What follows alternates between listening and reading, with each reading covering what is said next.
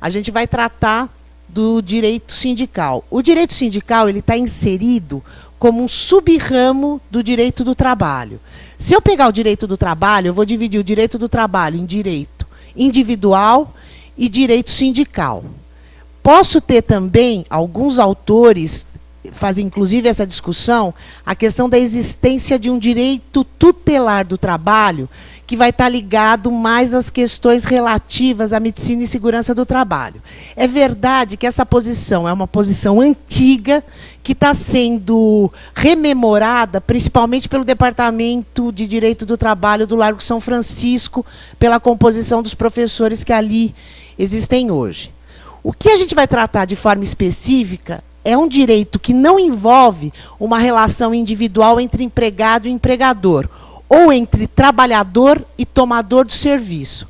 Se a gente for verificar a questão relacionada ao direito do trabalho, a Emenda Constitucional 45, ela ampliou o leque de atuação do direito do trabalho, não só para a questão entre empregado e empregador na ótica individual, mas também a questão do trabalhador que não mantém subordinação, mas mantém o requisito da pessoalidade com o seu tomador de serviço.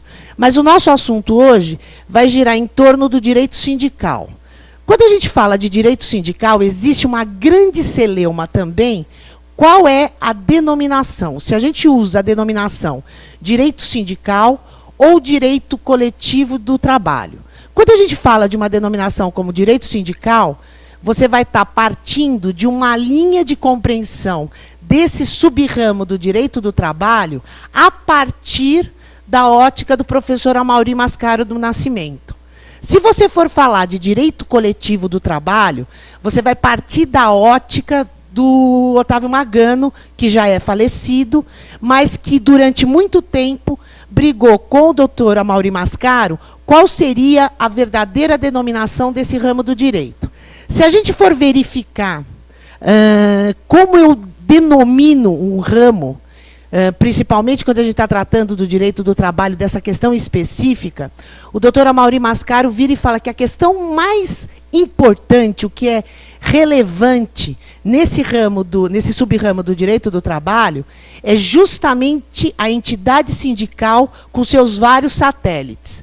Se você for olhar a ótica do professor Magano, ele vai dizer o seguinte na sua obra, vai virar e falar o seguinte: tudo bem, o sindicato é muito importante, as entidades sindicais são muito importantes, mas o que nos interessa nesse ramo do direito do trabalho são as relações coletivas de trabalho.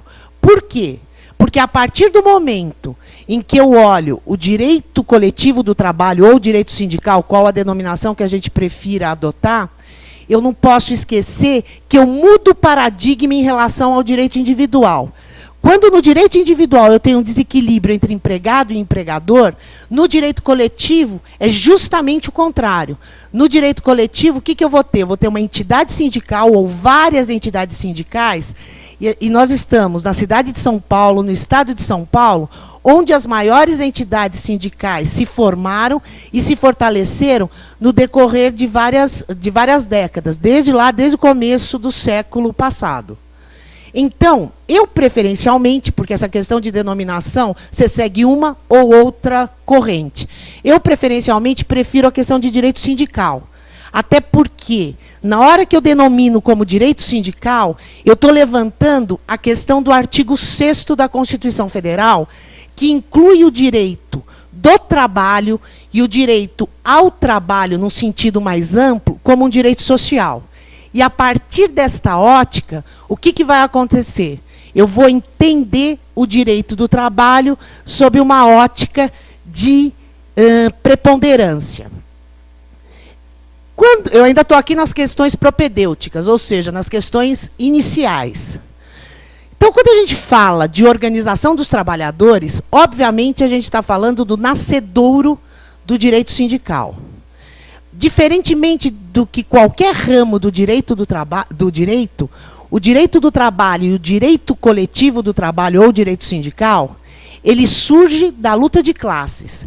Não existe a possibilidade de você imaginar o direito do trabalho pouco importando se ele é o individual ou na seara coletiva, sem você conseguir entender o transcurso da história. O direito do trabalho individual, se hoje a gente tem a proteção de jornada, se a gente tem todos aqueles direitos do artigo 7º da Constituição Federal, que falam que são direitos dos trabalhadores, inclusive outros que não estão na Constituição, mas que garantam a melhoria da condição do trabalhador, se a gente não olhar sob essa ótica, a gente não consegue imaginar um país democrático, um país que respeite as suas instituições. O direito coletivo do trabalho, o direito sindical, ele primeiro surge para depois dar o encaminhamento para os direitos que a gente conhece lá no artigo 7º da Constituição.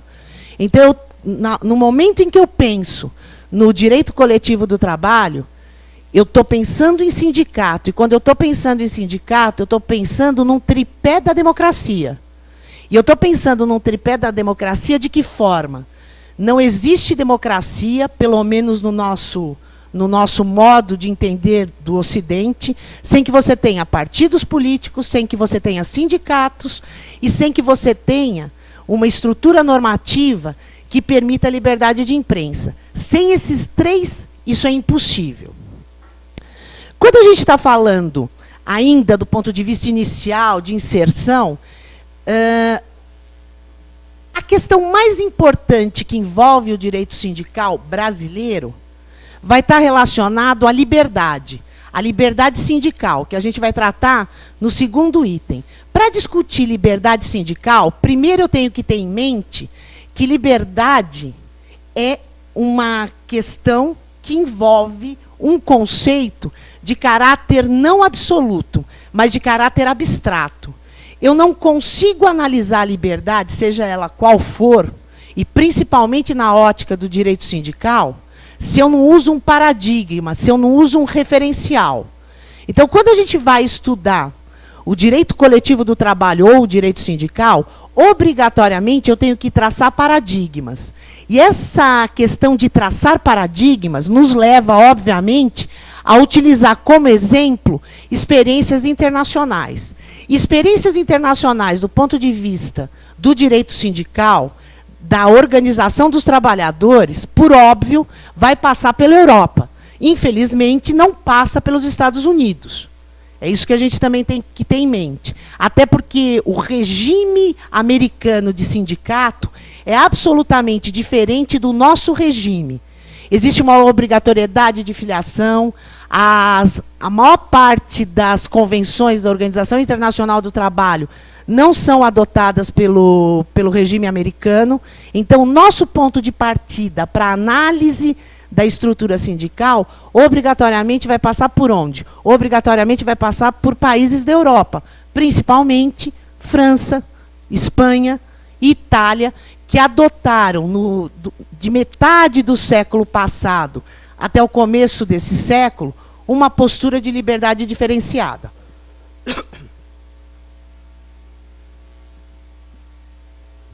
Aquilo que eu estava falando, o sindicato como conquista da humanidade. Primeiro eu tenho a exploração infantil, primeiro eu tenho as grandes jornadas, para depois ter uma norma em direito do trabalho. E isso só é possível através da organização dos trabalhadores. Pode ser uma organização que aconteça pontualmente, de caráter massificado, ou uma organização, que é a que a gente presencia, da metade do século XX, nesse século, uma organização mais organizada, né? Uma organização mais voltada para a questão da legalidade. O tripé da organização sindical a gente já conversou. A missão das entidades sindicais. Qual que é a missão da entidade sindical? Se eu abrir a Constituição brasileira, ou se eu abrir todas as convenções da Organização Internacional do Trabalho, eu vou verificar que a missão das entidades sindicais se traduz em vários verbos. Os verbos são organizar, reivindicar, conquistar e normatizar as suas conquistas.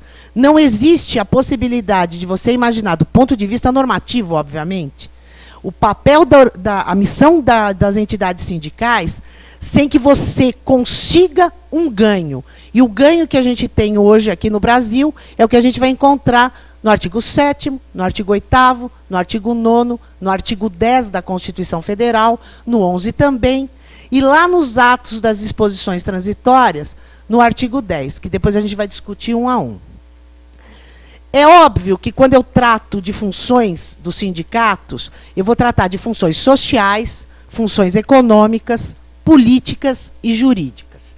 Se você for analisar qualquer obra, qualquer compêndio de direito sindical, com exceção dos grandes expoentes, do Amaury Mascaro, do Magano, mas nos manuais, aquelas obras de direito coletivo do trabalho ou de direito sindical, que objetivam uma análise superficial acerca desse ramo do direito do trabalho, você vai verificar o seguinte, que ao sindicato não cabe o papel político, que o sindicato não pode se miscuir em questões políticas.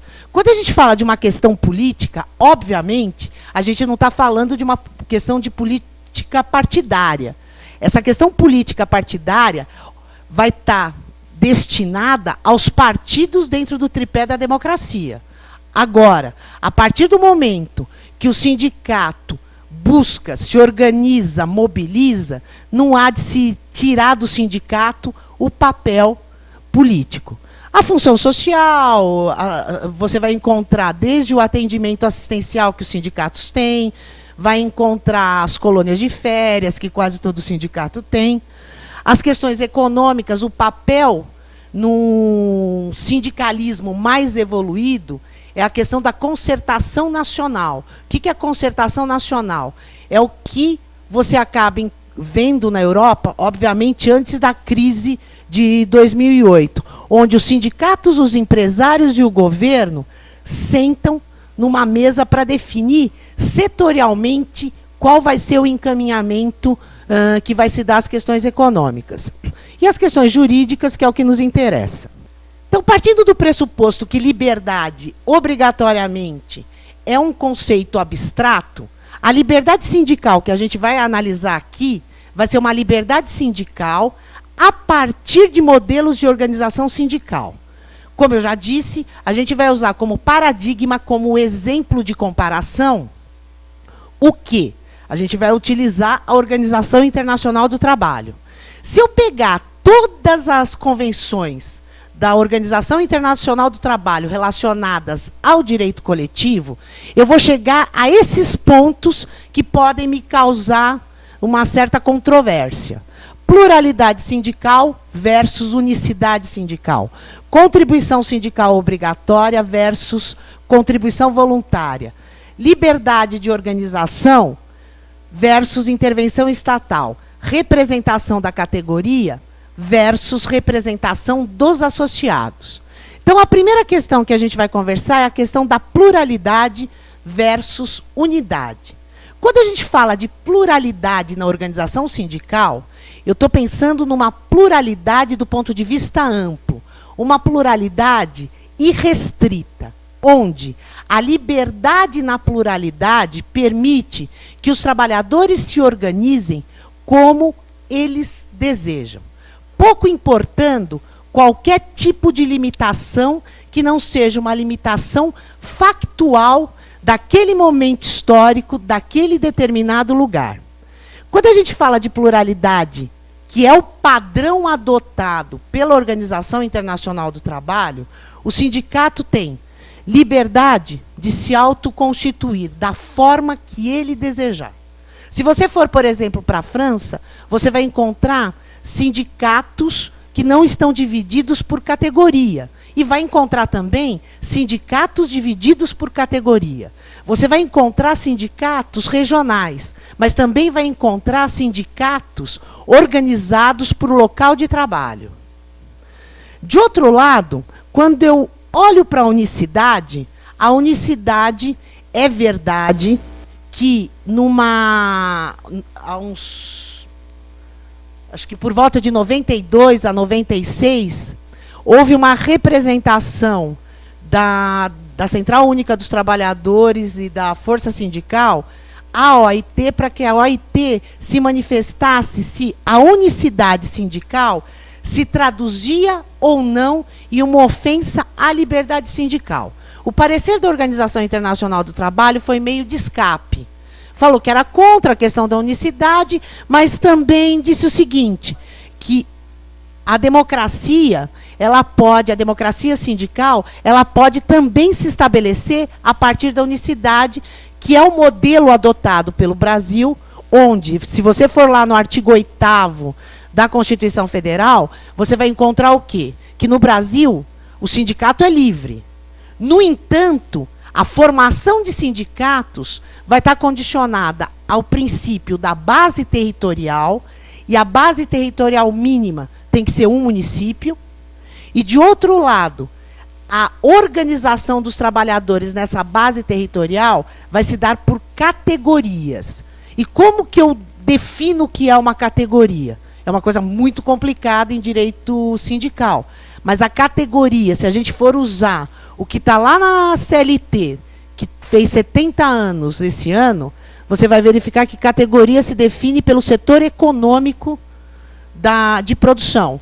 Então, eu defino a categoria, por exemplo, dos bancários, pela categoria econômica do quê? Do sistema financeiro. Eu defino a categoria dos metalúrgicos pela categoria econômica das empresas metalúrgicas. E assim sucessivamente. Dos professores pelas instituições de ensino. Contribuição sindical obrigatória e contribuição sindical voluntária. A contribuição sindical obrigatória talvez seja a questão mais discutida quando a gente trata da liberdade sindical. Porque você obriga filiados e não filiados ao sindicato no sentido de contribuir para a manutenção do sindicato. Ou seja, eu, por exemplo, não sou filiado ao Sindicato dos Professores de São Paulo, mas todo mês de março, um dia do meu salário lá da FMU vai ser calculado, pegando a minha remuneração bruta, vai ser dividido por 30, e a FMU está obrigada a pegar esse meu dia de trabalho e remeter para o Sindicato dos Professores de São Paulo.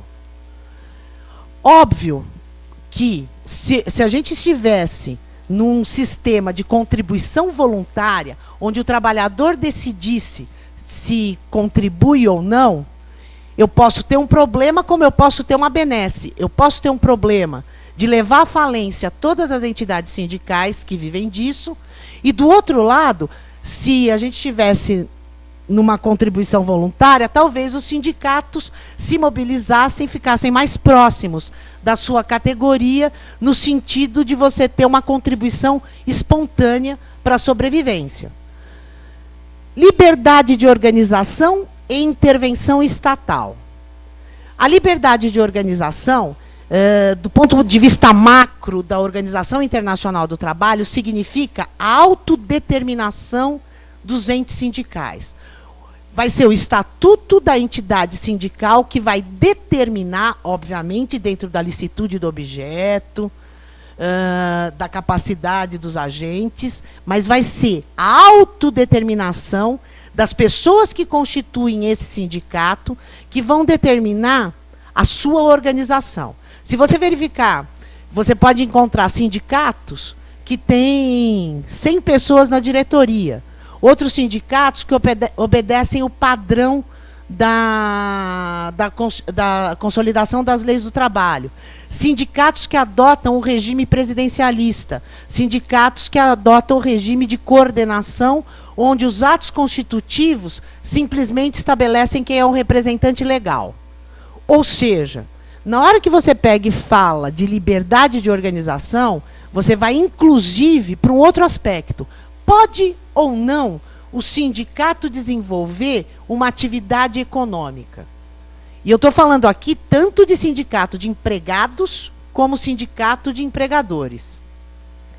Você vai, por exemplo, no Sindicato dos Metalúrgicos do ABC, o Sindicato dos Metalúrgicos do ABC, pelo menos até o ano passado, ele tinha a melhor gráfica de todo o ABC, que era fundo de greve, que obviamente desenvolvia uma atividade econômica, só que o fruto do trabalho, o fruto dessa atividade econômica, era totalmente encaminhado para onde? Encaminhado para os interesses do sindicato, para os interesses dos associados e dos membros da categoria.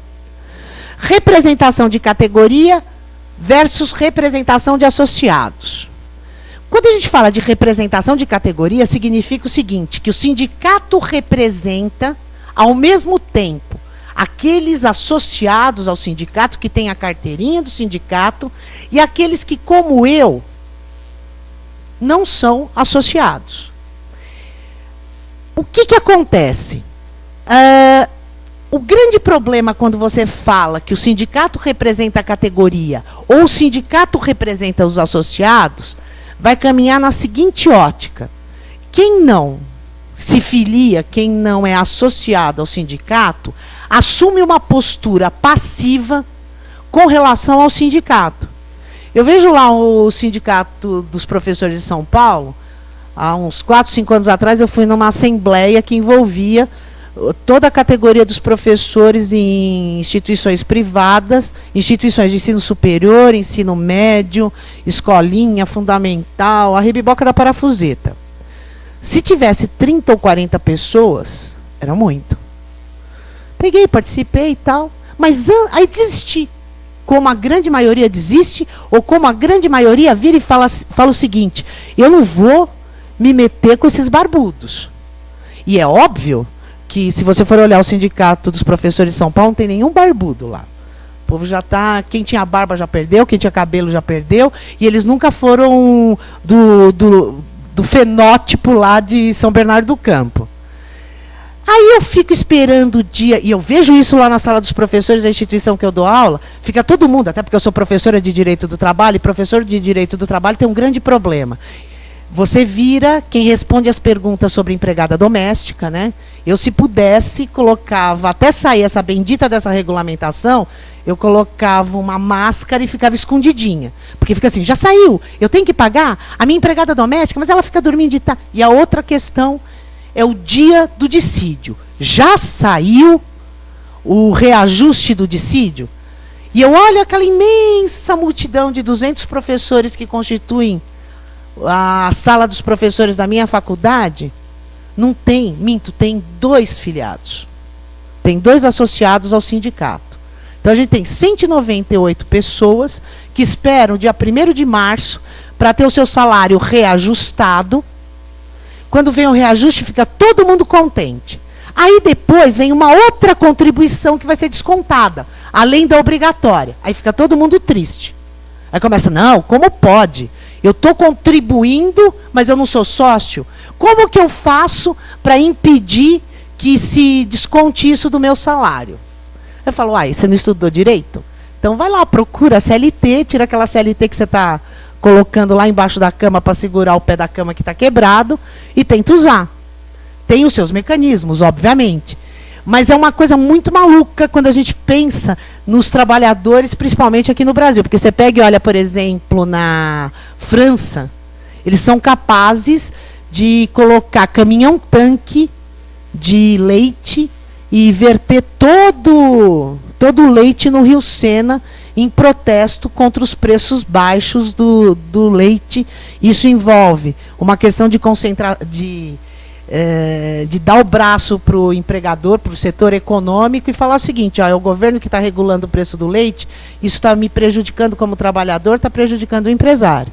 Então a nossa maneira de ver a liberdade sindical no Brasil, ela tem que partir disso. Mas eu também não posso dizer que no Brasil, quando eu vejo algumas dessas coisas que a gente vai conversar um pouquinho mais para frente, que a gente não tem liberdade. Porque tudo depende do referencial. Se olhar o referencial francês, o referencial espanhol, eu vou ficar apaixonada. Agora, se eu olhar o referencial da estrutura sindical, do movimento sindical, do que aconteceu no movimento sindical na época da repressão nesse país, eu vou falar que a nossa liberdade é maravilhosa. Então, toda vez que você fala de liberdade sindical, eu tenho que olhar onde eu estou inserido. Eu tenho que lembrar do professor Miguel Reale, da teoria dos valores. Eu tenho fato, Não é isso? Qual que é a teoria dos valores? Fato. Ninguém lembra, gente? Hã? Fato, valor e norma. A gente tem um fato aqui no Brasil de que mais de 20 anos, uma ditadura horrorosa. Aí depois disso, você tem um valor que é a necessidade de busca da democracia. E a norma que a gente tem hoje na Constituição Federal de 1988, que é muito criticada, nada mais é do que a expressão daquele povo brasileiro, daqueles estudantes do grupo que eu faço parte, que ia para a rua reivindicar uma constituinte que envolvia, inclusive, a liberdade sindical, para você botar o pé na democracia. Aí hoje a gente pega e olha, eu fico imaginando, acho que eu estou ficando velho, eu faço 50 anos no ano que vem, aí eu fico imaginando, até o Caio, que é estudante lá da FMU, eu dou aula na sexta-feira para ele. Teve um dia que nós, 3 professoras, saímos e a gente ficou parada numa rua ali perto da Rua Taguá. Aí desceu os como que é? Black, sei lá eu. Eles desceram, passando por cima dos carros, e desceu a polícia batendo cacetete no escudo. E todo mundo de cara tampada. Todo mundo com a cara embaixo de uma máscara.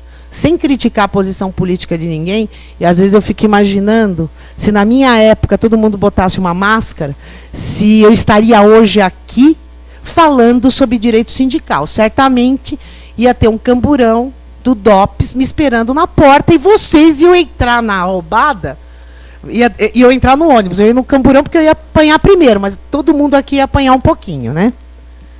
Mas são questões da liberdade, fazendo resumo, OIT. Princípio da liberdade de organização, princípio da liberdade de administração, princípio da não interferência externa, princípio da liberdade de atuação, de autodeterminação, princípio da negociação coletiva, princípio da liberdade de filiação e o direito de greve. Esse é o padrão internacional. Agora vamos para o nosso padrão tupiniquim. Eu sei que está meio pequenininho, é que o artigo é meio grande, a pessoa aqui é uma pecinha que não se ajeita direito entre a cadeira e o computador.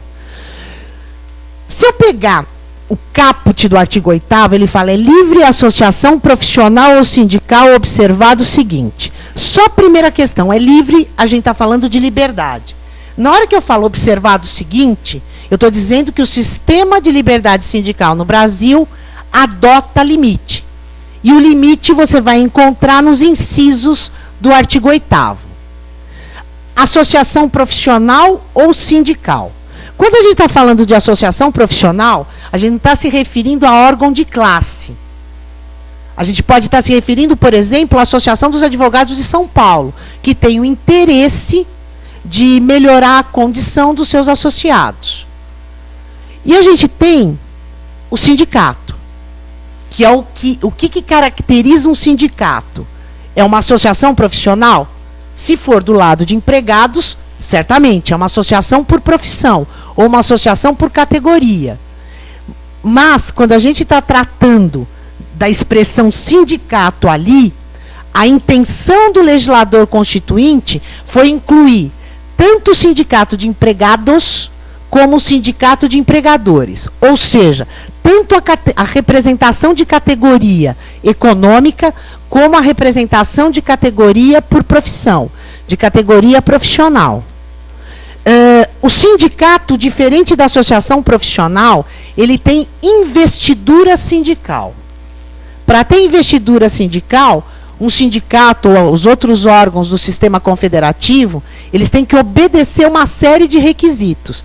Então, eu não posso confundir sindicato, quando a gente pega e fala da liberdade ali. Sindicato com ordem, não posso, ou com conselho regional, eu tenho que pensar num ente que pode ser tanto profissional como econômico, que vai ter como função a função sindical, a investidura sindical, ou seja, quem representa os membros da categoria. A lei não pode exigir autorização do Estado para a fundação de sindicato. O primeiro problema que eu encontro no inciso 1 Qual é? Obviamente a palavra ressalvado. É aí que eu estou colocando o limite. O registro em órgão competente, vedados ao poder público, a interferência e a intervenção na organização sindical. Então, quando a gente está falando de estrutura sindical no Brasil, um sindicato só adquire investidura sindical, ou seja, ele só pode atuar como sindicato ou como federação e confederação, que são os outros órgãos do sistema confederativo de representação sindical no Brasil, a partir de um registro no órgão competente. Muito se discutiu acerca desse registro no órgão competente, que é feito pelo Ministério do Trabalho. Esse registro, isso também já foi objeto de representação na Organização Internacional do Trabalho, e a Organização Internacional do Trabalho entendeu que esse registro não fere a liberdade sindical, não fere a questão da liberdade de organização dos entes sindicais. Por quê? Porque o objetivo desse registro serve exclusivamente para dar cumprimento a um dispositivo do artigo 5º da Constituição Federal, que é o princípio da publicidade, ou seja, para que todos os outros sindicatos em vias de formação saibam quais os sindicatos que já existem. Então, quando a gente está falando que o Ministério do Trabalho registra, ele registra do ponto de vista formal. Ele só analisa as formalidades. Eventual discussão de representatividade vai ser feita nas instâncias ordinárias. A emenda constitucional 45, quem fazia essa verificação jurídica era a Justiça Comum Estadual. A partir da emenda constitucional 45, essa competência passou à Justiça do Trabalho, que, diga-se de passagem, nada mais salutar. Porque eu fico imaginando como sofreram os juízes até janeiro de 2005, tendo que analisar questão de representação sindical, quando eles sequer, acho que no concurso para a magistratura estadual, se tiver 2 ou 3 questões de direito do trabalho, é muito, nem sei direito, mas eu lembro que há muitos anos atrás, quando eu verifiquei, então o camarada pegava e se defrontava com aquilo. Quem é mais... O que é unicidade, o que é unidade, o que é pluralidade, o que é sindicalismo contrafaccional. Devia dar um nó na cabeça. Tanto é que, assim que foi publicada a emenda constitucional 45, que alterou o artigo 114, você passava aqui no Fórum João Mendes, você só via processo indo para a Justiça do Trabalho, tudo embalado em papel cor-de-rosa. Aí você chegava na Justiça do Trabalho, aquele monte. Ou seja, você hoje tem o registro em órgão competente para uma questão formal. E a questão de discussão de representatividade vai obrigatoriamente ser feita pelo Poder Judiciário. Até por conta também do princípio da inafastabilidade do Poder Judiciário. Se o Ministério do Trabalho criar qualquer tipo de embaraço ao registro de um sindicato, e isso às vezes acontece, porque a gente não pode esquecer que o Ministério do Trabalho é um órgão ligado ao poder executivo. E o Ministério do Trabalho, ele tem, aliás, talvez seja o ministério que mais peso político tem, né? Se a gente for verificar, uma hora tá na mão da Força Sindical, uma hora está na mão do pessoal da CUT, outra hora está na mão do pessoal do partido do Brizola, do PTB, cada hora está na mão de um. Então, várias vezes, certo? Várias vezes, um sindicato com toda a formalidade preenchida vai indo para o final da fila, certo? Ele vai caindo no final da fila. O que você, como advogado, faz? Mandado de segurança. Mandado de segurança baseado no quê? Em ato ilegal de autoridade coatora. Ou seja, o ministro do Trabalho ou o secretário de Relações do Trabalho, que é quem tem a função de fazer o arquivamento, um dos dois está impedindo. Ou seja, você precisa verificar quem é a autoridade coatora que está impedindo o registro para que você tome as providências em mandado de segurança. Esse mandado de segurança vai ser movido onde? No TST. na Justiça do Trabalho, só que, como é ato de ministro, a instância de competência originária vai ser o Tribunal Superior do Trabalho. É vedada a criação de mais de uma organização sindical em qualquer grau representativa da categoria, profissional ou econômica, na mesma base territorial que será definida pelos trabalhadores ou empregadores interessados, não podendo ser inferior a um município. O inciso 2 do artigo 8º traz o princípio da unicidade sindical. O princípio da unicidade sindical no Brasil, ele significa o quê? Que eu só posso ter sindicato com base de território mínima de um município e representando a mesma categoria. A partir do momento que eu pego e olho esse inciso 2, lá em 1988, se você for procurar os 86, quando você começa a ver os primeiros debates acerca da redação da Constituição Federal, a grande discussão, e a Constituinte de 1988, ela tinha uma representação grande, tanto de empresários, a Fiesp, eu lembro que a Fiesp tinha um prédio que ela alugou inteirinho lá em Brasília para colocar um monte de advogado, um monte de assessor, um monte de lobista. Do mesmo jeito acontecia com a CUT, do mesmo jeito acontecia com a Força Sindical, só que o que acontecia, né? Todo mundo dividia um andar, né? Diferente por uma questão de poderio econômico. E a discussão era uníssona entre empregados, entre representantes de empregados e empregadores. A gente tem que criar uma salvaguarda para evitar a pulverização dos sindicatos no Brasil. Porque a partir do momento que, se não tivesse esse inciso 2, ia ter sindicato à torta e à direita. O último levantamento que eu vi, que é o último que saiu, de 2012, se não me falha a memória, de outubro de 2012, o Brasil tinha 30 mil entidades sindicais. E, gente, você pode ter certeza absoluta que a maior concentração de entidades sindicais não é em Xinguara, no Pará.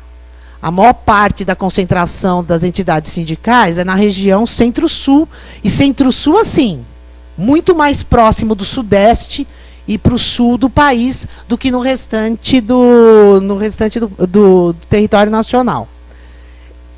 É verdade que, se isso foi importante, pelo menos na minha concepção, em 1988, isso virou empecilho. Porque o que a gente percebe, por exemplo, na Espanha, a Espanha não tem esse tipo de vedação da unicidade sindical. Aí teve um desagô, né? Tudo quanto era lugar abria sindicato. Tinha assim, eu lembro que eu tenho um primo que agora ele está aposentado, ele trabalhava na Fiat, que é uma fábrica de automóveis. O setor dele, que era de projeto, tinha um sindicato.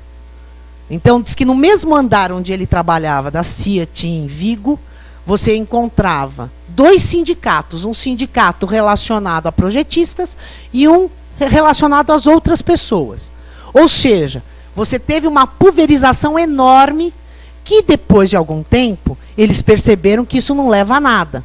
E eles partiram para um processo de unidade sindical, que é diferente de unicidade. O que é a unidade sindical? Aqueles sindicatos que estavam pulverizados, pequenininhos, foram se juntando para conseguir fazer frente ao poderio econômico dos seus empregadores. Mas a gente ainda não pode criar outro sindicato da mesma categoria, na mesma base territorial. Ao sindicato cabe a defesa de direitos e interesses coletivos ou individuais da categoria, inclusive em questões judiciais e administrativas. Esse inciso 3º do artigo 8º vai estar se referindo à possibilidade, à obrigação, melhor dizendo, que o sindicato tem de representar a categoria em juízo e fora dele. E representar a categoria, não só os associados. Se você for para o inciso 4º, você encontra: a Assembleia Geral fixará a contribuição que, em se tratando de categoria profissional, será descontada em folha para custeio do sistema confederativo de representação sindical, respectiva, independente da contribuição prevista em lei. Esse inciso, que é o inciso 4º, ele pegou e recepcionou o antigo imposto sindical, que a denominação hoje é contribuição sindical obrigatória, e criou a contribuição confederativa, que tem um monte de discussão, tem inclusive uma súmula, que é a súmula 666, certo? Do Supremo Tribunal Federal, que diz que só cabe essa contribuição que está no artigo 4º, só cabe para quem for filiado, para quem for associado ao sindicato. Mas isso muda conforme a gente vai ver um pouquinho mais a seguir. E ninguém será obrigado a filiar-se ou manter-se filiado ao sindicato. Isso é complicado se a gente for olhar do ponto de vista da pluralidade. Mas também, de outro lado, é uma maravilha se a gente for olhar do ponto de vista da repressão que o Brasil sofreu. Se a gente olhar o inciso 5º, ninguém é obrigado a se filiar. Ou seja, o Brasil defende a liberdade positiva e negativa em relação à filiação. No entanto, mesmo que eu não seja filiada ao sindicato, eu me obrigo às contribuições previstas no inciso 4. Então, qual é a grande história? A grande discussão. Eu não sou filiada, mas eu sustento o sistema representativo da Confederação Sindical. Em suma, unicidade, base territorial é bico, um município. Quando a gente fala de categoria, eu tenho que ter em mente dois conceitos. O conceito da categoria preponderante e o conceito de categoria diferenciada. O que é uma categoria preponderante? É uma categoria que não é diferenciada. Então, para que eu entenda o sentido de categoria preponderante, eu obrigatoriamente tenho que verificar o que é categoria diferenciada. A categoria diferenciada ela vai estar relacionada a uma previsão legal da existência daquela categoria. Se eu abrir a consolidação das leis do trabalho, se eu abrir a CLT, eu vou encontrar lá várias categorias que a CLT, desde 1940, definiu como categorias com normas especiais, como bancário, ferroviário, mineiro, de mina subterrânea, vou encontrar professor, vou encontrar radiologista, telefonista, cabineiro, que quem não sabe, cabineiro é ascensorista de elevador. Vou encontrar uma série de profissões que tiveram uma normatização especial em decorrência do quê? Das próprias diferenças da execução dessas atividades. Só que as categorias diferenciadas, elas não se restringem à CLT. Eu acabo encontrando um acervo legislativo extravagante à CLT imenso. Você pega, por exemplo, a aeronauta e aeroviário. São categorias diferenciadas pelas próprias especificidades. No entanto, eu não encontro a disciplina dessas duas categorias dentro da CLT. A semana retrasada, ou a semana passada, o Congresso Nacional estava definindo uma outra categoria diferenciada, que era a categoria diferenciada do vaqueiro. Eu não consegui entender por quê, porque na minha cabeça, vaqueiro trabalha na pecuária. Logo, está incluso na categoria do trabalhador rural. Do mesmo jeito que eu também não entendi, quando o Congresso Nacional aprovou a categoria do peão de rodeio. Então, em 2001 saiu uma lei que define a categoria do peão de rodeio. Mas eu tenho outras super importantes, como, por exemplo, o trabalhador em plataforma petrolífera no alto mar. Por quê? Porque você pega esse petroleiro, você tem um tratamento diferenciado a um petroleiro que está obrigado, pela lei, a ficar 21 dias no mar e o restante na terra. É verdade que a convenção, o acordo coletivo da Petrobras é melhor. Eles só ficam 14 dias e na plataforma e o restante na terra. Ele não pode ser tratado, aquele engenheiro que está na plataforma, ele não pode ser tratado da mesma forma que você trata o engenheiro que fica na Petrobras, na praia do Flamengo, né? Que ele vê o mar ao longe, uma coisa é ver o mar ao longe, outra coisa é você estar no meio do mar. Ou seja, é um tratamento diferenciado que você dá a uma categoria, a uma espécie de trabalhadores, independentemente da categoria. Porque se eu pego alguém que está numa plataforma no meio do mar, na bacia de Campos, no alto mar, eu vou encontrar lá desde o faxineiro até o super engenheiro qualificado, passando pelo mergulhador. Ou seja, você tem que ter um tratamento diferenciado para essas pessoas. E o que é a categoria preponderante? É tudo que sobra. E que geralmente, quando você vai considerar as empresas, com exceção de empresas que só trabalham com categoria diferenciada, é o que mais você encontra dentro daquela empresa. Você pegar, por exemplo, a Volkswagen.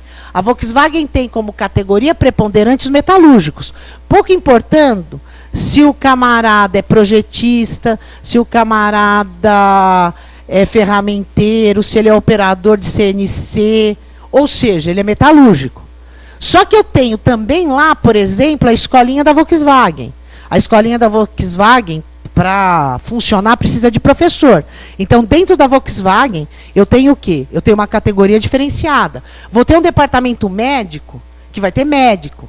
E a Lei 3.999 de 61 estabelece que médico é uma categoria diferenciada, assim como os enfermeiros, assim como os engenheiros de segurança e medicina do trabalho. Ou seja, eu posso ter uma empresa e essa empresa, isso acontece na maioria das vezes, essa empresa ter uma categoria preponderante e várias categorias diferenciadas.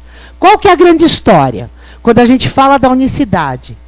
E qual que é o efeito que isso tem? Se eu pegar, por exemplo, a Volkswagen, é de conhecimento público e notório que o Sindicato dos Metalúrgicos do ABC é um sindicato muito forte, que consegue uma convenção coletiva muito boa. E eu tenho lá, por exemplo, a categoria dos professores na escola. E o Sindicato dos Professores do ABC é um sindicato desse tamanhinho. É óbvio que o padrão de mobilização, que a força de mobilização que o Sindicato dos Professores tem, é absolutamente diferente dos metalúrgicos.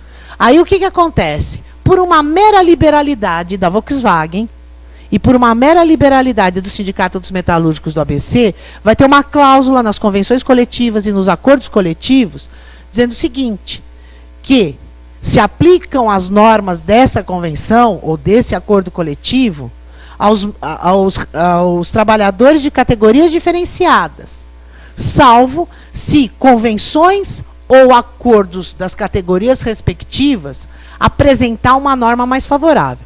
Mas, via de regra, a gente não apresenta. Você pegar, por exemplo, o convênio médico da Volkswagen é Sul-América. Se você pegar o convênio dos sindicatos professores do ABC, aqueles que Santa não sei o quê, que não serve para nada. Então, óbvio que, até para não criar um desconforto dentro da empresa, e a empresa também tem a sua função social, se a gente for olhar lá na Constituição Federal, para evitar esse desconforto, tudo bem. Só que empresas que não têm esse padrão de mobilização, o que acontece? O trabalhador de uma categoria diferenciada, que tem um sindicato que, via de regra, não é lá muito mobilizado, ele fica numa situação muito desconfortável. Por quê?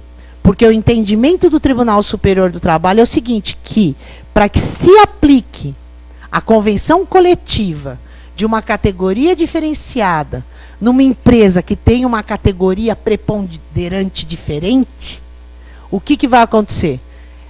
Essa empresa tem que ter participado da negociação coletiva, o que é muito difícil.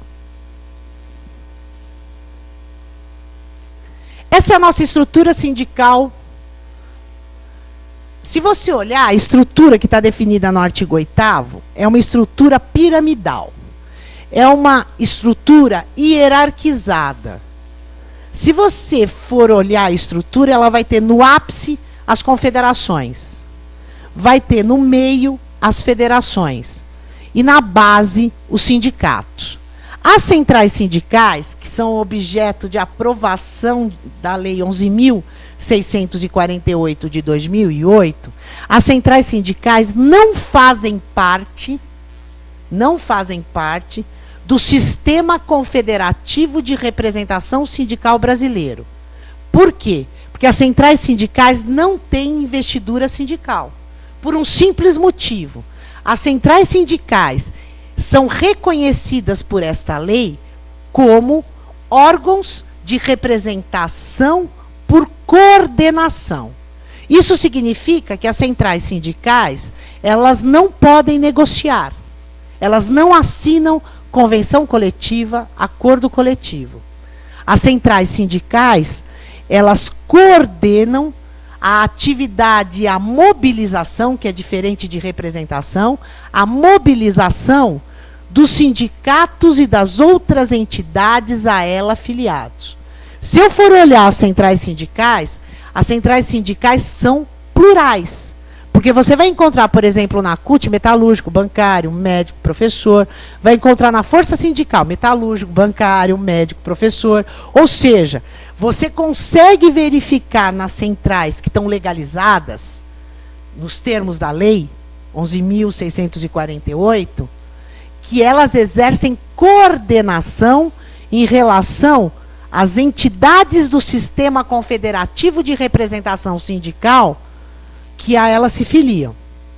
Antigamente, gente, você pegava a CUT, a Força Sindical, que na época era a CGT, as centrais ficavam babando atrás dos sindicatos para que os sindicatos se filiassem às centrais. Hoje, não é qualquer sindicato que se filia à central, não.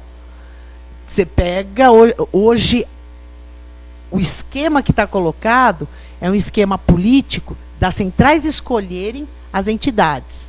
Não mais as entidades escolherem as suas centrais. A base do sistema piramidal é os sindicatos. Isso significa o seguinte, que os sindicatos, eles são o órgão de representação sindical mais próximo da categoria. As federações, elas têm as suas diretorias constituídas com delegados dos sindicatos.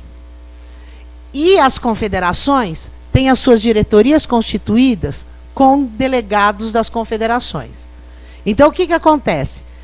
Uma diretoria de sindicato vai ser eleita através de voto direto dos seus associados. Quando você fala de federação e confederação, o sindicato escolhe quais serão os delegados que formarão o colégio eleitoral para definir a diretoria da federação. E a mesma coisa acontece quando a gente está tratando da confederação. Então, esse é o nosso sistema. A federação e a confederação, elas representam, o sindicato representa o trabalhador ou representa a empresa. A federação representa o sindicato. Mas eu posso ter municípios, ou posso ter categorias em alguns municípios, que não tem sindicato formado.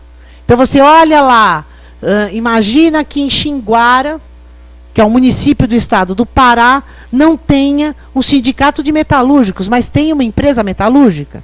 Essa empresa metalúrgica entra em greve. Ou essa empresa metalúrgica entra num processo, os seus trabalhadores entram num processo necessário à negociação. A federação, na categoria inorganizada em sindicato, representa os trabalhadores. Se eu imaginar, se a gente tiver um estado no Brasil que não tenha nenhuma federação, nenhum sindicato, quem vai representar vai ser a confederação. Então, o que acontece? O sindicato, ele tem um monopólio da representação da categoria organizada. E a federação e a confederação, de forma hierárquica, certo? De baixo para cima, representam as categorias inorganizadas. Isto vale tanto para empregados como para o setor econômico, tanto para empregador. Agora, quando a gente pega e olha o poderio, se a gente for olhar o poderio desse sistema, isso não tem poder nenhum. O que estabelece o poder na estrutura sindical brasileira é a mobilização sindical, seja ela de empregados ou de empregadores. É só imaginar o seguinte, a gente tem a Confederação Nacional das Indústrias. A Confederação Nacional das Indústrias é um biênio sabático para quem foi presidente da Federação das Indústrias de São Paulo. Então, quem manda, quem decide, quem define no setor industrial no Brasil não é a Confederação Nacional das Indústrias. Quem define, quem manda é a Fiesp, porque ela tem o poder. Ela tem tanto poder que é ela que manobra a confederação. Se você for olhar a história, você vai ver que todo presidente da Fiesp acaba indo depois para a Confederação Nacional das Indústrias. E depois ele vai para o Congresso Nacional. Mas, via de regra, o que ele faz? A Fiesp, o que ela faz? Ela acaba tendo poder. E a gente não pode esquecer que aqui a gente está discutindo uma estrutura dentro de um regime capitalista. Aliás, a gente só pode falar de direito do trabalho, de direito coletivo do trabalho, em regime capitalista. Não ache que você vai estudar direito do trabalho ou direito sindical na China. Você só vai ter esse tipo de discussão em regimes capitalistas. Então, dentro do capitalismo, a força se dá por uma questão ou de poder econômico do lado dos empresários, ou de poder de mobilização, certo? E de consciência da categoria que se dá do lado dos trabalhadores. Então, sindicato, uma categoria, uma base territorial. Como que eu formo uma federação? Eu preciso ter, em cada estado, para ter uma federação, 5 sindicatos daquela categoria. Então, para ter o sindicato, para ter a federação dos bancários aqui em São Paulo, você precisou de 5 sindicatos no estado de São Paulo de bancários. Tem muito mais, né? Mas precisou de 5 sindicatos. A mesma coisa em relação aos metalúrgicos. Para a confederação, eu preciso de 3 federações. Isso significa que, por exemplo, a Confederação Nacional dos Trabalhadores Metalúrgicos, ela só existiu porque, por exemplo, São Paulo, Rio de Janeiro e Rio Grande do Sul estavam estruturados em cada estado com 5 sindicatos, em cada estado com uma federação, que possibilitou a criação da federação. E as centrais sindicais, que embora não façam parte da estrutura, têm esse poder de coordenação. Hoje é muito difícil formar uma central sindical. A central sindical, lá que me fugiu o nome agora, da Heloísa Helena, que é uma central sindical que a grande maioria dos sindicatos a ela afiliados, porque eu posso ter uma central reconhecida nos termos da lei de 2008 e uma central que funciona como uma associação. Então, a da Heloísa Helena, que agora me fugiu o nome, ela não conseguiu a representação necessária para que a central fosse reconhecida, que são 100 sindicatos nas 5 regiões geopolíticas do país, em pelo menos 5 categorias. Por que a Heloísa Helena não consegue fazer isso? Porque 90% da categoria que está afiliada ao braço do PSOL vai estar ligada a servidor público. Então, eles não conseguem o número necessário para conseguir formar uma central sindical. Isso é super difícil. Existe uma conferência absurda, não só do Ministério do Trabalho para o reconhecimento, mas também das outras entidades sindicais e das outras centrais sindicais. Se eu sou a CUT, eu não quero que tenha mais uma central sindical. Se eu sou a CUT e a Força, nós duas juntas não queremos mais outra entidade sindical, por um simples motivo. Oi? Ei.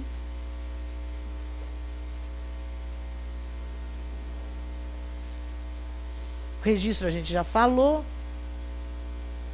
Por esse motivo, fontes de custeio do sistema. Porque o que acontece? A contribuição sindical hoje, ela passa por uma divisão entre todos as partes da pirâmide e também das centrais sindicais. O que é a contribuição sindical? É aquela obrigatória. O que é a contribuição confederativa? A contribuição confederativa é aquela estabelecida no artigo 8º e ela é definida pela Assembleia do Sindicato. O que é a contribuição assistencial? É uma contribuição paga pelos membros da categoria pela assistência que o sindicato deu, certo? Assistência que o sindicato deu para realização, custeio das normas decorrentes da autonomia privada coletiva, as convenções coletivas de trabalho e os acordos coletivos de trabalho. E tem a mensalidade sindical, que é como se fosse do clube. Essa mensalidade, se for aqui no Palácio dos Trabalhadores na Liberdade, é para usar o barbeiro, usar a colônia de férias, tal e qual. A primeira e a última, não tem discussão. A contribuição sindical obrigatória, como o próprio nome diz, é obrigatória tanto para empregados como para empregadores. Para empregado, como eu já disse, você vai descontar um dia do salário do mês de março. Para empregador, existe uma tabela que vai estar relacionada ao capital integralizado. Quanto maior o capital integralizado, menor o percentual. A contribuição confederativa. O entendimento, e eu vou falar assim, o entendimento hoje, tanto da contribuição confederativa como da contribuição assistencial, porque isso muda cada ano. Aí sai uma decisão, aí os sindicatos ficam mandando correspondência com a cópia dessa decisão. Então, o entendimento hoje é que ela só pode ser cobrada dos associados. Ou seja, se eu sou associado ao sindicato dos professores, pode descontar a contribuição confederativa. Se eu sou associado ao sindicato dos professores, pode descontar a contribuição assistencial.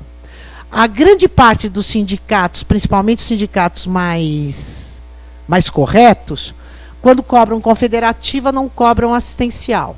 Tem alguns sindicatos que, por um excesso de zelo, que na minha opinião, mas é um equívoco jurídico, eles colocam cláusulas assim, da contribuição sindical barra contribuição confederativa, da contribuição assistencial barra contribuição confederativa.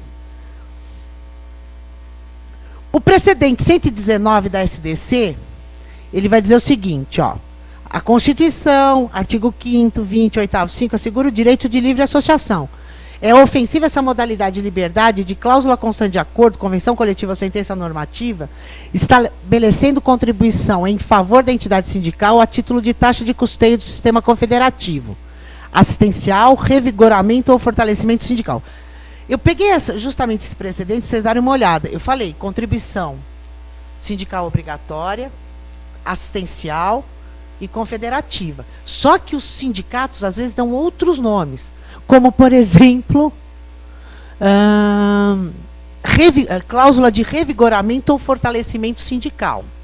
Os sindicatos metalúrgicos aqui de São Paulo usa taxa negocial. É tudo a mesma coisa. Ou você está se referindo à contribuição assistencial ou à contribuição confederativa. Que, se a gente for verificar mesmo, elas acabam sendo quase que a mesma coisa do ponto de vista do produto, porque elas têm que ser aprovadas por uma assembleia da categoria. Obrigando trabalhadores não sindicalizados sendo nulas. Ou seja, você não pode. Aí você tem a OJ, Orientação Jurisprudencial 17. Eu não coloquei, mas é a OJ da SDC, da Seção de Dissídios Coletivos. Gente, depois no final eu coloco o endereço do meu blog. Eu já coloquei isso no blog, tem esse PowerPoint, aí fica mais fácil para quem quiser pegar. A Orientação Jurisprudencial 17 fala o seguinte: contribuições para entidades sindicais, inconstitucionalidade de sua extensão a não associados. Súmula 666, né? A do diabo. Para os sindicatos, né? A contribuição confederativa de que trata o artigo 8º, inciso 4 da Constituição, só é exigível dos filiados ao sindicato respectivo. Quando a gente está falando do PN 119, da OJ 17 e da súmula 666 do Supremo Tribunal Federal, a gente está se referindo à contribuição tanto do sindicato patronal quanto do sindicato de empregados. Deixa eu só abrir um parênteses.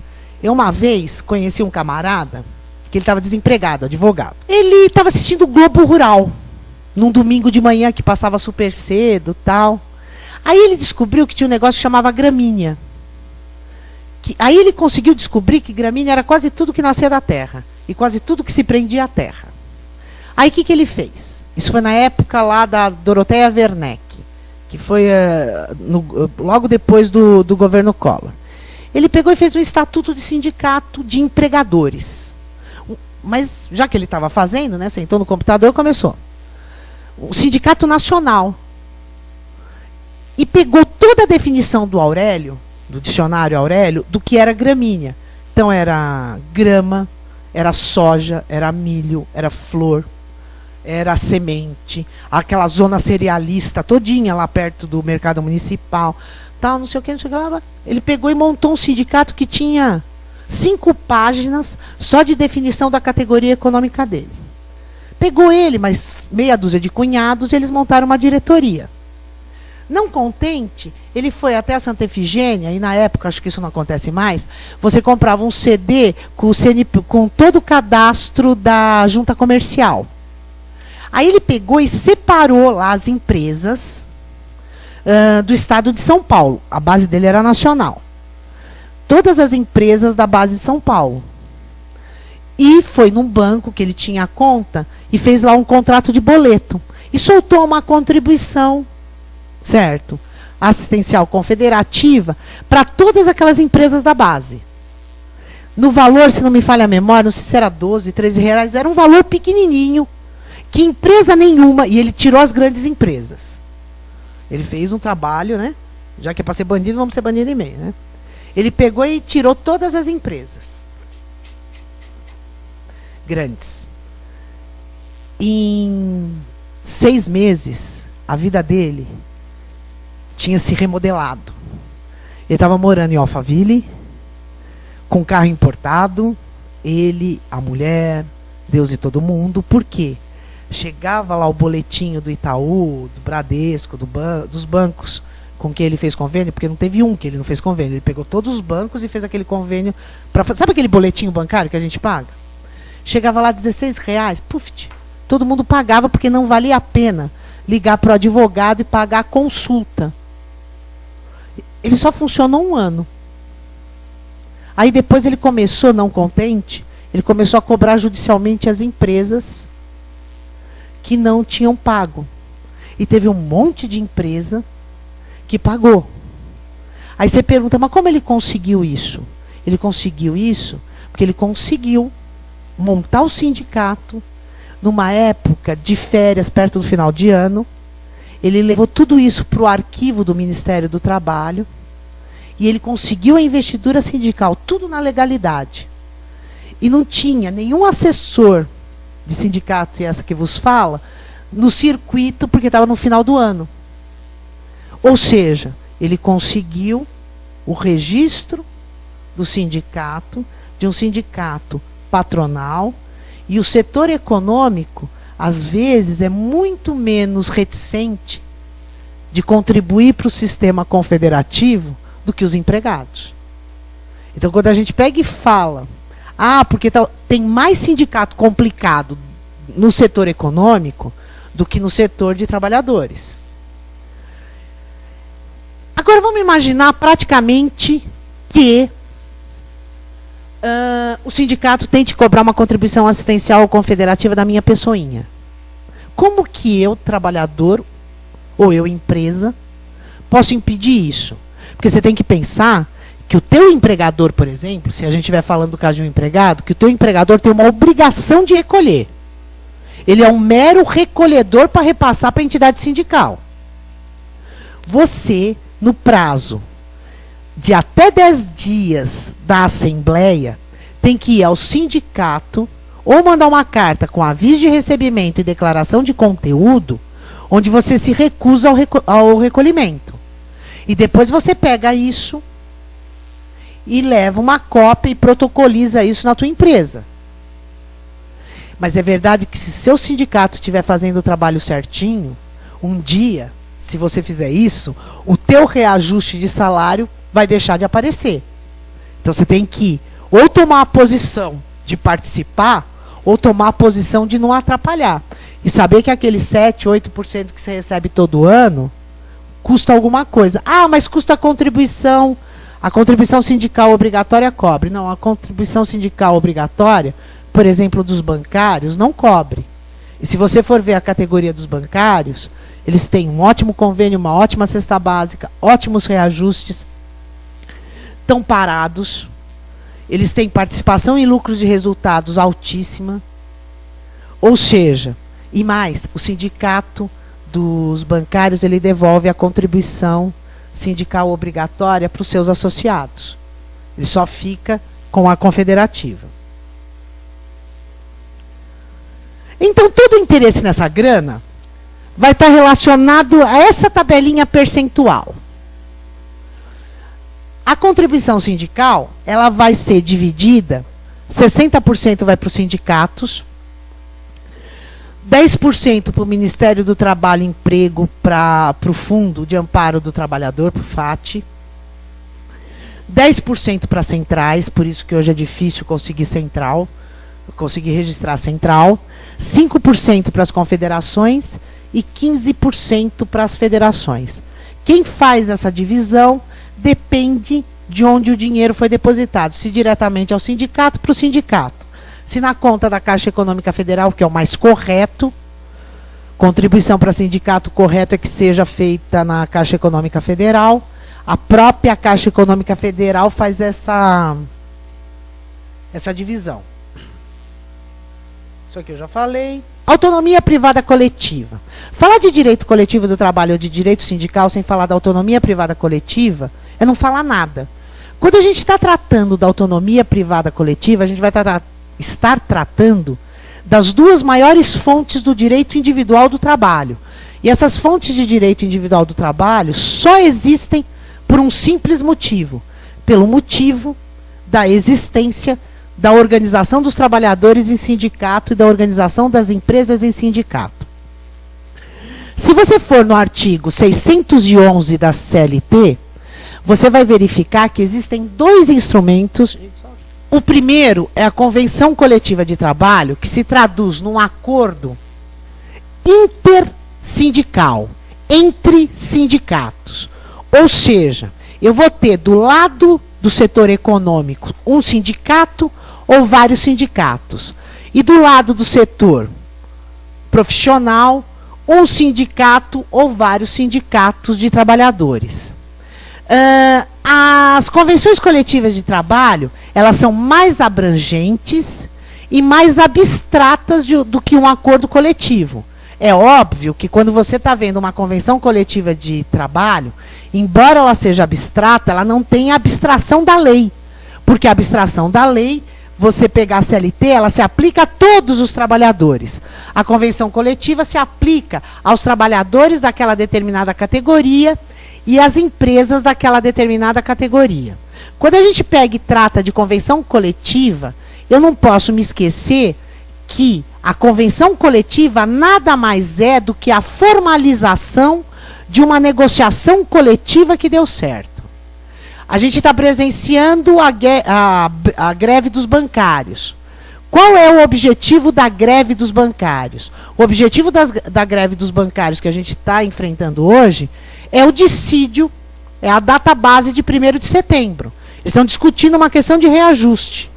Ou seja, antes da deflagração do movimento de greve, o que aconteceu? Aconteceu obrigatoriamente pela lei, tanto pela Constituição Federal, como pelos artigos 611 e seguintes, a necessidade da negociação. Só que a negociação não deu certo, eles estão pressionando através do direito de greve. O acordo coletivo, por sua vez, ele tem uma abrangência mais restrita.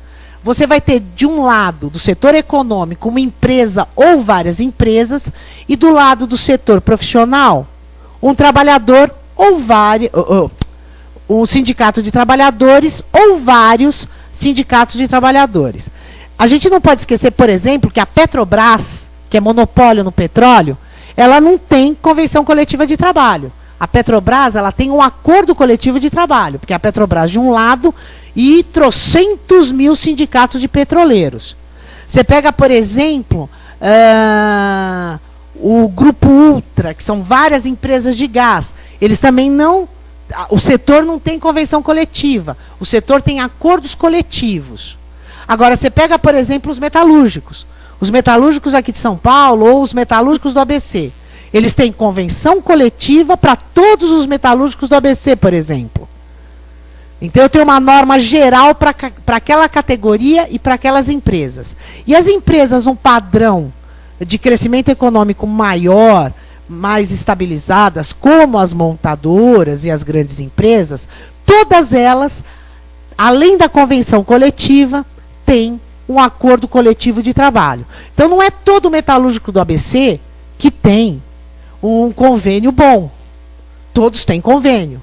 O convênio bom vai ser nas grandes empresas. A participação, a PLR, a participação em lucros de resultados, obviamente, vai ser melhor onde? Todos têm, mas vai ser melhor onde? Vai ser melhor nas grandes empresas.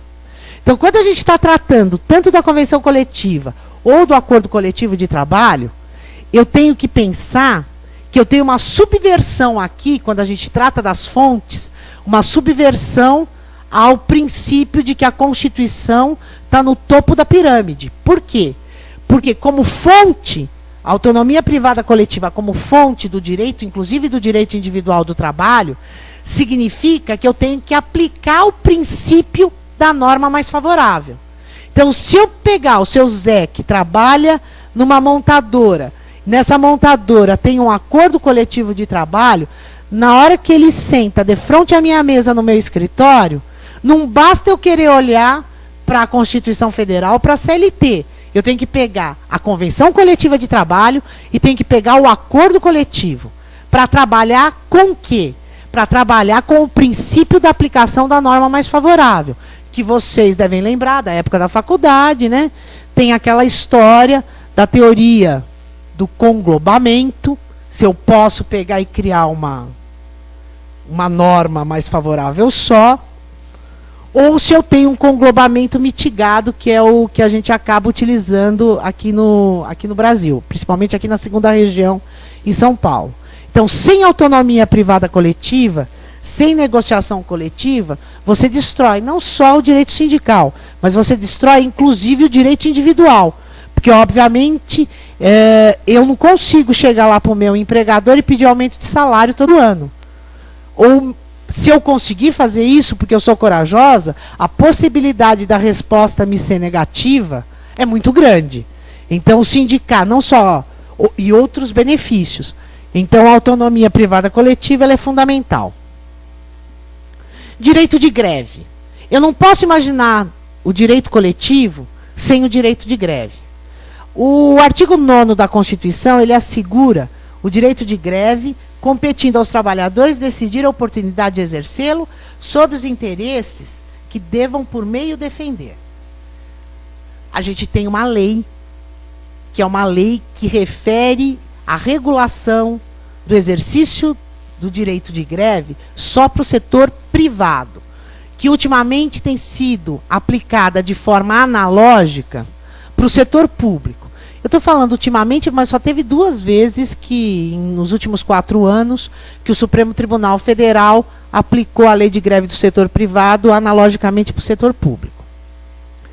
Quando a gente está falando do direito de greve, o direito de greve se restringe exclusivamente aos trabalhadores.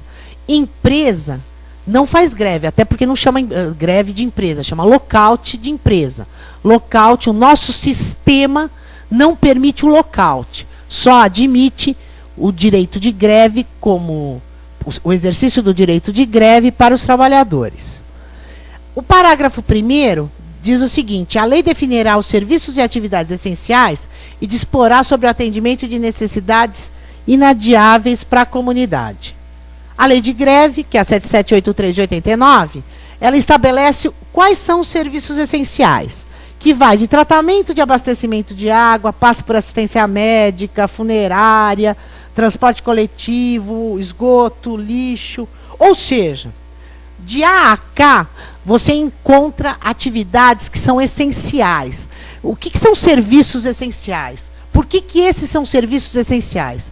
Porque são serviços que, quando interrompidos, prejudicam toda uma comunidade. Agora, pouco importa para a lei de greve e pouco importa o tratamento de uma greve, por exemplo, de uma empresa metalúrgica. Os reflexos dessa greve vão estar adstritos onde? No interior da empresa. Agora, por exemplo, quando o metrô faz greve, todo mundo sabe o que acontece. Então, você tem na lei de greve, um tratamento diferenciado a esses serviços essenciais. De que forma? Para todos, seja essencial ou não, é obrigatória a prévia negociação coletiva. Acontece o seguinte, que se for um serviço essencial, ele tem que comprovar obrigatoriamente que ele tentou negociar. Tanto para serviço essencial como para serviço não essencial, é obrigatória a comunicação do empregador do início da greve. 48 horas antes para serviço não essencial, 72 horas antes para serviço essencial. E, no serviço essencial, a comunicação não se restringe só ao empregador. Obrigatoriamente, tem que se estender a toda a comunidade. É aquela história que a gente vê no Jornal Nacional, depois do Jornal Nacional, aquelas letrinhas. O sindicato dos metroviários, o sindicato dos aeronautas, o sindicato não sei o quê. E vai lá falando que a despeito, que se tentou a negociação e efetivamente não se chegou a um ponto comum. Então, quando a gente está tratando da lei de greve, alguns doutrinadores entendem que você definir na lei quais são os serviços essenciais, você está apresentando uma lei de caráter inconstitucional. Eu não tenho essa compreensão, porque eu acho que esse rol, que é aí que está o grande problema, ele é um rol que o TST tem considerado, sempre considerou como um rol não taxativo, até por um princípio evolutivo da lei, porque a lei é de 89, o TST ele entende que outras atividades que não as elencadas, elas podem ser consideradas como atividades de caráter essencial. O que acontece quando você tem uma greve em serviço essencial? Depende. Via de regra, você não segura quem trabalha em sindicato aqui. Se os trabalhadores querem, estão unidos em fazer a greve, não há direção de sindicato que consiga segurar o estouro da greve. Pouco importa se é serviço essencial ou não essencial. É mais difícil o sindicato convencer alguém a fazer uma greve quando eles não querem fazer a greve, do que segurar uma greve que está pronta a estourar.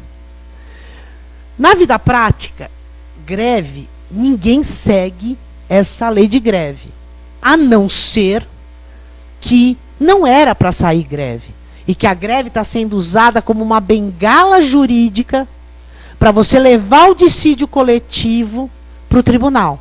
Vira e fala, vou fazer greve. Faz uma greve de meia dúzia, nisso, de manhã, de tarde, às 11h30, já tá, não precisa agora nem às 11h30, porque agora é por peticionamento digital. O advogado já está mandando o dissídio coletivo de greve. Aí vira e ainda chega, depois você chega no dia da audiência de conciliação e fala, olha, excelência, em homenagem ao Poder Judiciário, nós, em assembleia, decidimos por suspender a greve. Quando vira e fala, nós decidimos suspender a greve antes da audiência de conciliação, você pode ter certeza que a greve nunca existiu, que ela estava sendo só usada como uma bengala jurídica. Aí o que acontece com greve de verdade? Ela não obedece nenhum dos requisitos. O que o tribunal faz? Pega e dá multa. Só que vai dar multa para o sindicato dos metroviários? Ele paga as multas. Para o sindicato, vamos imaginar que seja de uma atividade não essencial, para o sindicato dos metalúrgicos do ABC, ele paga as multas. Ah, vem greve do sindicato dos metroviários, o presidente do Tribunal Regional do Trabalho da 2ª Região determinou que 90% dos trabalhadores vão ter que se apresentar no horário de pico. Gente, se você colocar 90% dos trabalhadores no metrô no horário de pico, isso não é greve. Então, o sindicato assume isso. E qual tipo de punição que ele vai ter? Pagar multa. Ponto final.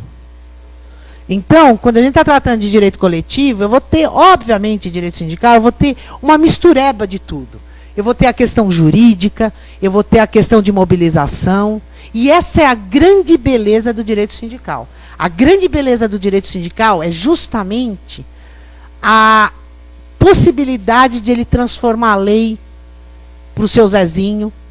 É a possibilidade de hoje você pegar e ver uma atividade muito mais efetiva do Ministério Público do Trabalho do que acontecia alguns anos atrás. Porque sindicato organizado faz com que o Ministério Público, que tem o poder de mover as ações civis públicas, o inquérito, vocês devem estar acompanhando as várias ações do Ministério Público em relação à redução análoga de condição de escravo. Saiba que atrás disso tem um sindicato, às vezes pequenininho, às vezes um pouquinho maior.